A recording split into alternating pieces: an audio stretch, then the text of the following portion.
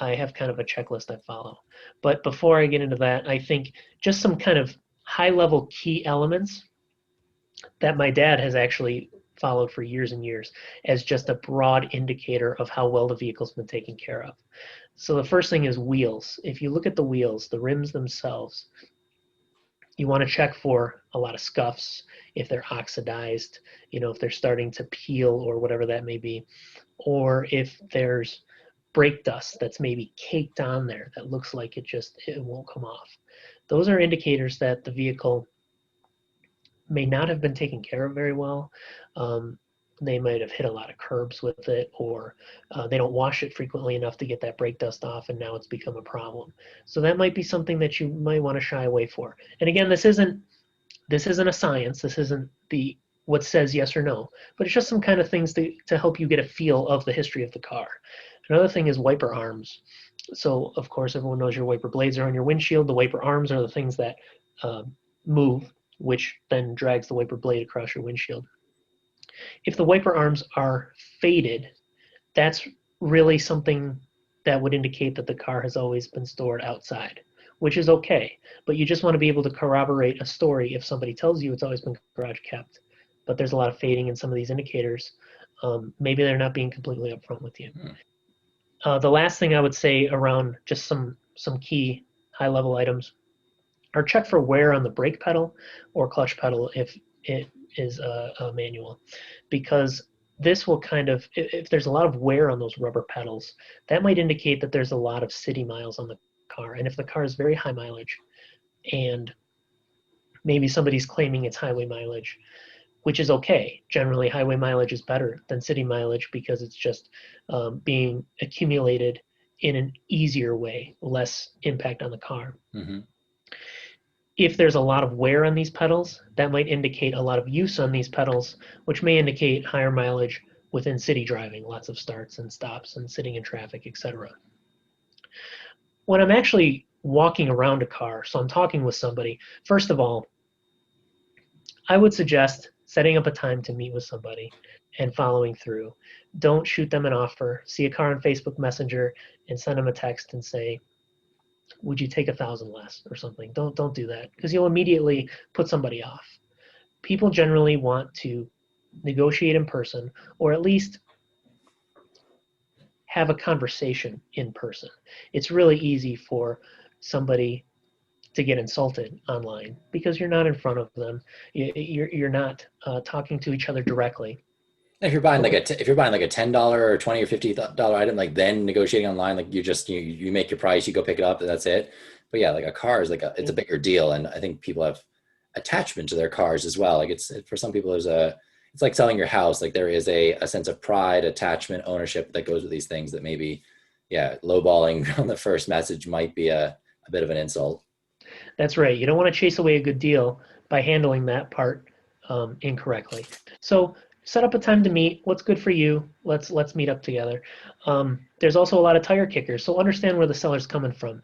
They might get 15 messages in the first few minutes of posting the car, and it'll be, is it still available? They'll say yes and never hear anything back. So you don't want to kind of fall with that crowd and just kind of drift away and get lost in the messages. You want to set yourself apart and say, I'll come look at it, and then follow through. So when you are there looking at the car, you've already researched your known issues. You already know what kind of to expect as far as a problem you might have down the road. So you've already kind of got that in the back of your mind. What I like to do is take a walk around the car, do a visual inspection as we talked about, look for rust, look for dings, dents, evidence of a prior accident. I also like to look for rust just under the frame rail. So if you kind of get underneath it just a little bit and just see right behind where the rocker panel kind of wraps under, see if there's any rust along there, because that's evidence that it will soon start spreading around to the body. I live in the Midwest, so we have a lot of rust in our vehicles, and it's a very, very common thing. And once that starts, it spreads fairly quickly. So that's something you just want to really look for. I also like to check all the fluids before the car is started. So I'll pop the hood, I'll pull the dipstick out, check the oil, make sure it's filled up all the way. That could be an indicator of whether or not it's using or burning oil. It can also be an indicator of whether it's leaking if it's low. It'll also be an indicator of whether or not they maintain it. If they're paying attention to their oil level, they know it burns, they'll fill it. You also kind of want to see if it's clean or super, super dirty. It kind of gives you an indication of how recently the oil change has been done. You can check the other fluids too. That's kind of something that I like to do. Okay. Um, I then like to get in the car, start it up. When starting it up, you really want to listen for any weird noises. Is there anything strange? And I'm not saying with any of these things that I look for, you don't have to be a mechanic to know and understand some of these things. There's a lot of things that you don't notice as a person driving your vehicle. You don't notice what it sounds like necessarily, but you may notice if something sounds off. And so if you start the car and there's a crazy ticking sound that you've never heard before, that could be an indicator of a problem, of maybe a mechanical issue under the hood. Just kind of pay attention for if it sounds louder than it should sound. Maybe there's an exhaust leak somewhere. Just anything out of the ordinary. Nothing that you're listening for specifically, but if something sound a little off. I also like at that point to maybe just stick my head underneath the car and see if there's any fluids leaking. Now that it's running, things are circulating, it's possible that that could be causing some leakage. So just like to check under there at that. While it's running, I also want to check the heat and the air conditioning. As you alluded to in your situation that you're currently going through, air conditioning problems can be very, very costly to fix. You said 2,500 to fix an air conditioning unit that's not working, and that's not out of the ordinary. Mm-hmm. So if there is something where the air conditioning isn't working, that's not necessarily something that you don't want to that you want to just say, well, it'll be fine. I can maybe take care of that later. It could be a lot bigger expense than you're looking for. So you want to make sure the heat and AC are working well, and also check everything else. Roll down the windows, check the radio, turn from the fan blower up, and just make sure things work. All great tips. Yeah. Um, Is there anything else on that list? yeah, there's a couple things. I also then, of course, like to test drive the car, and in doing so, by test driving the car, I like to make sure that it's smooth, that it drives well, that there's no shimmies or shakes, the steering wheel isn't shaking. Make sure that the brakes feel good, it feels like it's stopping well. There's no vibrations maybe coming through the steering wheel, things like that. When you're driving, you want to listen for noises. Is there a lot of road noise that sounds much, much louder maybe than your current vehicle? Um, See how it feels when you're accelerating. If you're accelerating, you don't want it to kind of stumble. You don't want it to hesitate when you step on the gas, some things like that. When you're driving, you want to feel how it shifts. And again, you might not ever notice when your automatic car shifts, but you'll notice if it's not shifting correctly. You'll notice if it's a hard shift and kind of jerks you or jerks the car.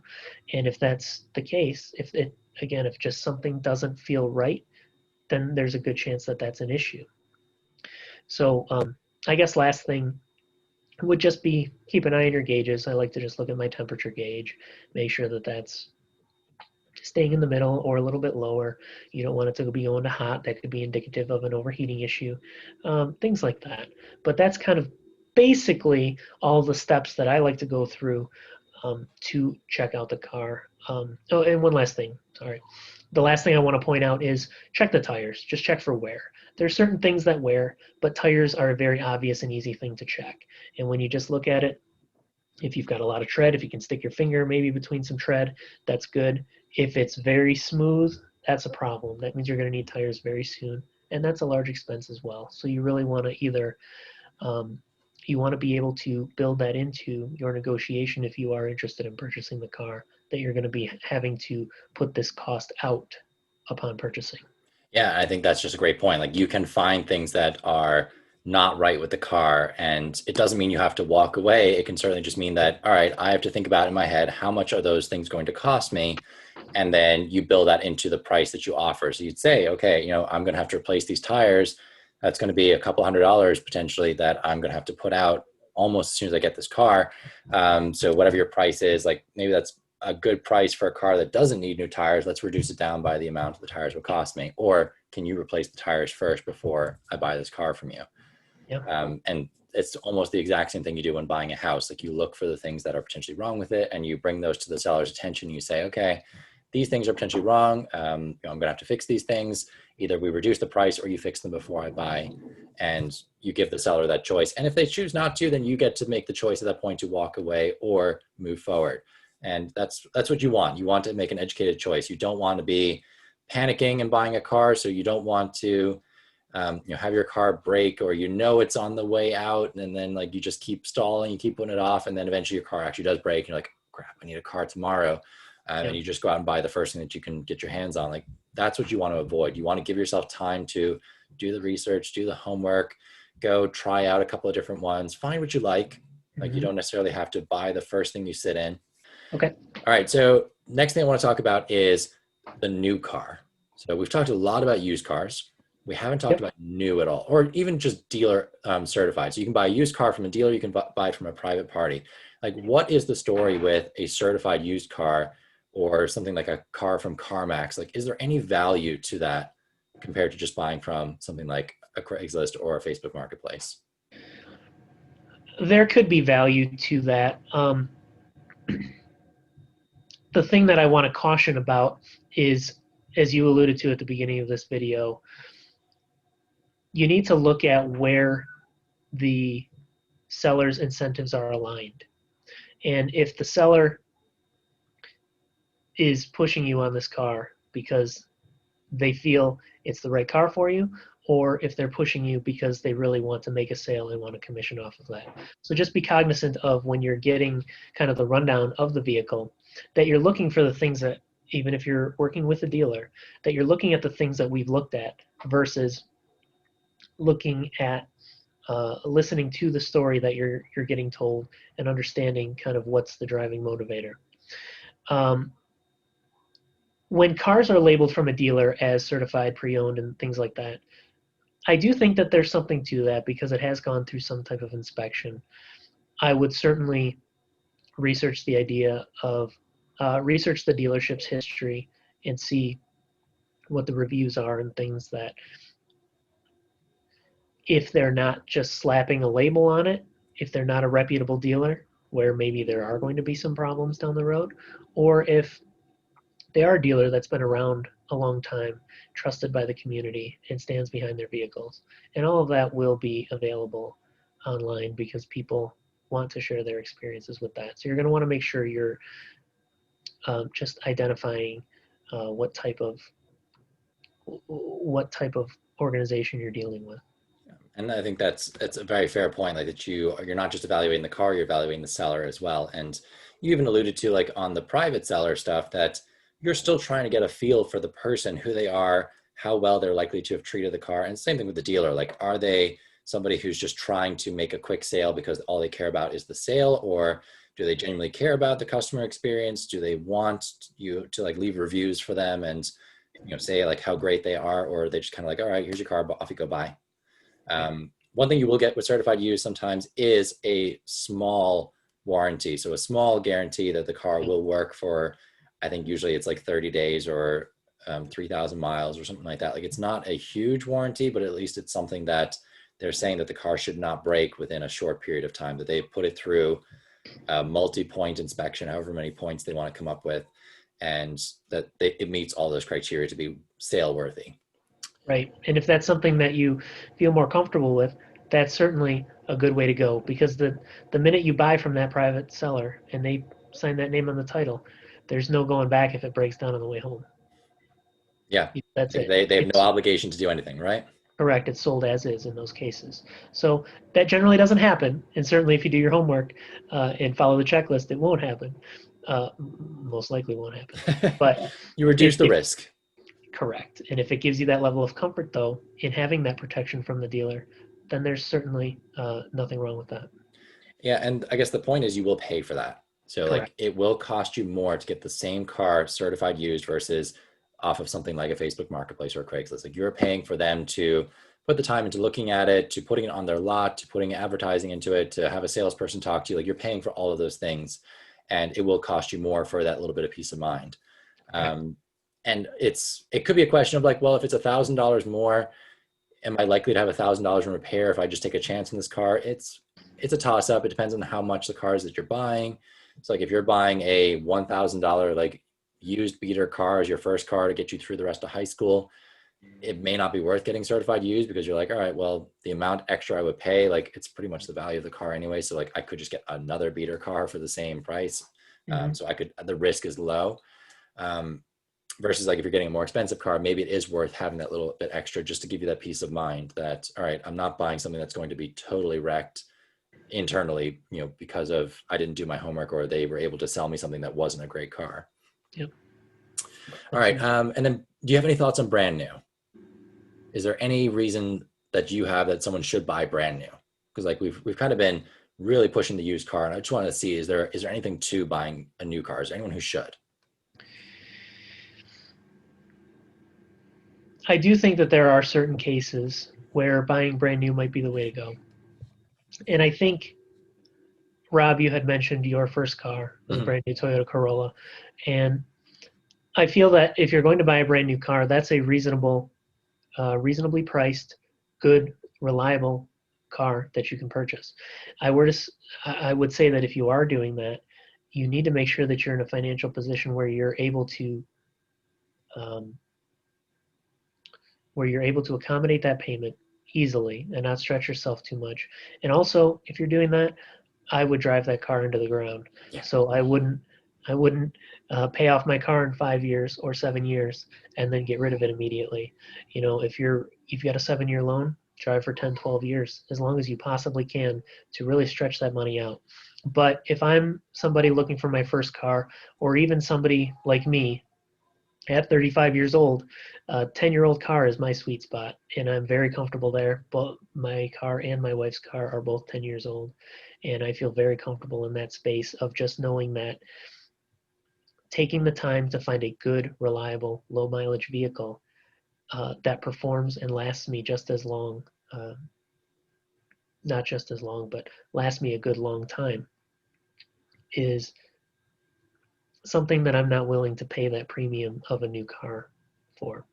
Yeah, and I think that's my plan at least. Like I did get a new car, but my plan is to maintain it Mhm. excellently, Yep. and as you said, drive into the ground, which basically means like I'm going to drive it until the wheels fall off and it is no longer drivable. So there's no like, Yep. oh, it looks old, it's got a little fading on it. Like there's none of that. Like I'm until this car will no longer drive or it's not worth fixing, like as in the case of my wife's car, that's when that would be the point that I would get my next one. So I've got years and my goal has been since I did that car payment for 5 years, like I'm taking a good chunk of money, not the full amount. Like I'm not still putting 270 aside, but like about $100 a month, I'm putting into a car replacement fund.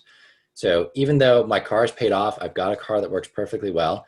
I am funding a car replacement fund in my budget so that when my wife or my car is due to be replaced, we have a pot of cash to pay for a newer car. So like we're not going to go into debt to do it. And that is one of the keys as well. Like as soon as you buy your car, it doesn't mean that you should stop saving for one. You will have the maintenance cost, you'll have the running cost of your car, but you should also be thinking about, okay, what comes next after that? If it's, I'm going to buy 10-year-old $5,000 cars, well then, you've just bought your car, you think it might have another 5 years of life. So that means every year you need to save $1,000 to prepare you to buy for the next car. And you break that up by month, it's only about a little under $100 a month. And that's a very manageable amount compared to a $270 car payment because you didn't save and you felt pressure to buy something new and you took a car payment on to do it. Yep. Agree.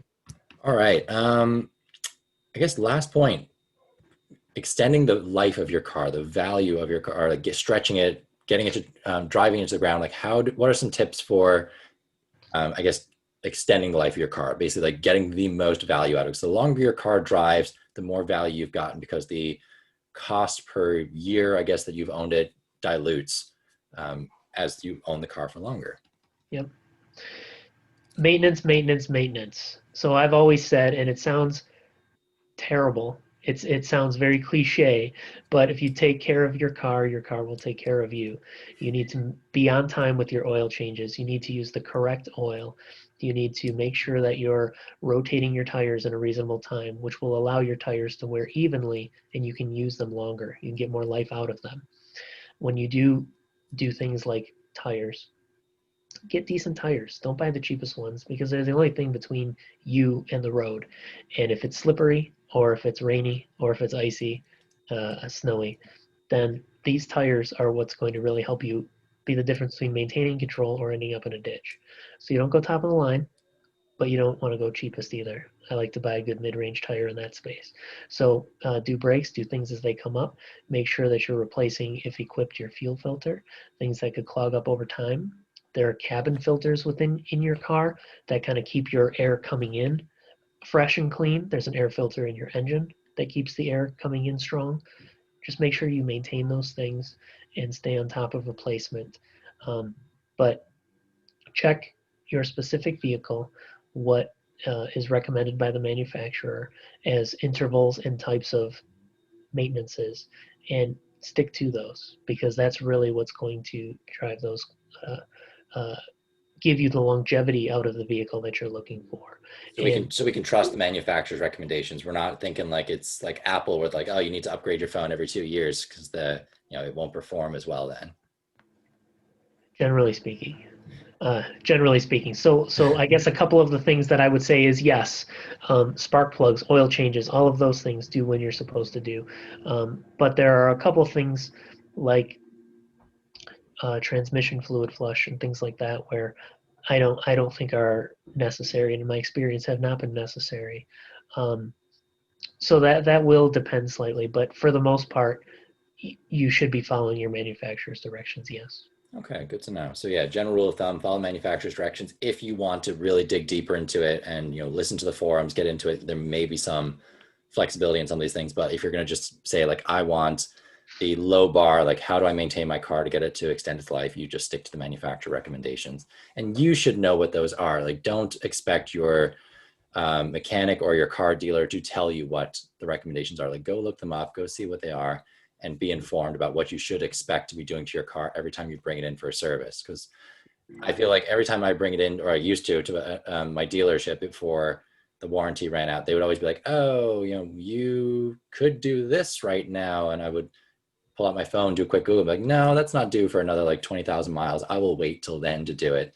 And that was the important part, is that I just need to be a little bit more informed to know when to say yes or no. Because a mechanic is one of those people. It's like your doctor, your dentist, like they are supposedly the educated person, the one who knows the most about it. And you typically don't know a huge amount in comparison, but you're putting your full trust then in their judgment as opposed to doing your own research, which we all should be doing in all of those scenarios I mentioned as well. All right. Paul, this has been an awesome conversation. I feel like I've learned a lot today about evaluating cars, buying cars.